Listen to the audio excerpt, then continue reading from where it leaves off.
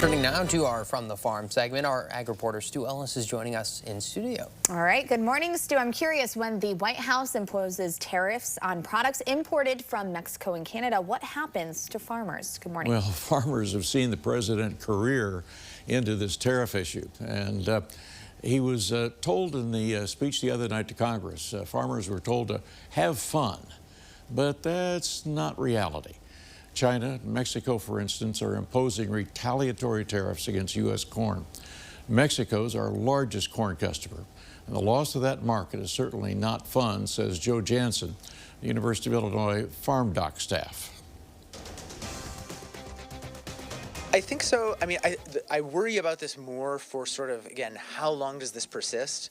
We're at a time of year for U.S. ag commodities where a lot of the crop that we grew in 2024 has already moved and been shipped, particularly for soybeans. We have, China is our biggest export customer for soybeans, but most of the soybeans that we would export to China have moved already, and they are sort of looking at supplies elsewhere in the world to kind of like fill the second half of the year, so to speak.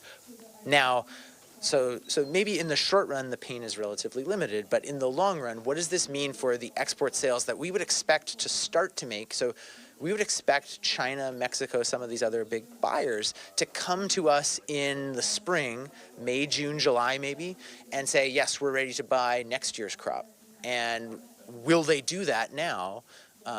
That's something that we sort of maybe won't know for sure until the spring.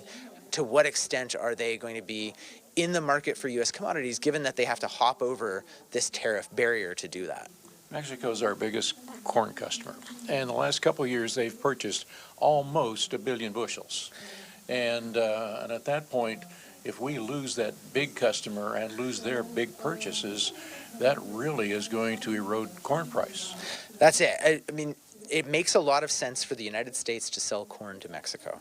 Right, we are close by. We have rail lines that run from the heart of our corn growing region right down into the places where they need livestock feed. And whenever these trade wars happen, people say, well, we can move some of this to other customers. We can divert some of that trade. The thing is that always comes at a cost. It's never as good, as cheap, as easy to move corn to some other customer as it was to move it to our nearest neighbor.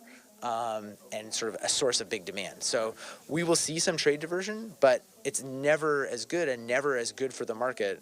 There's a reason why we were moving a lot of corn to Mexico to begin with, and that gets more difficult in the current environment.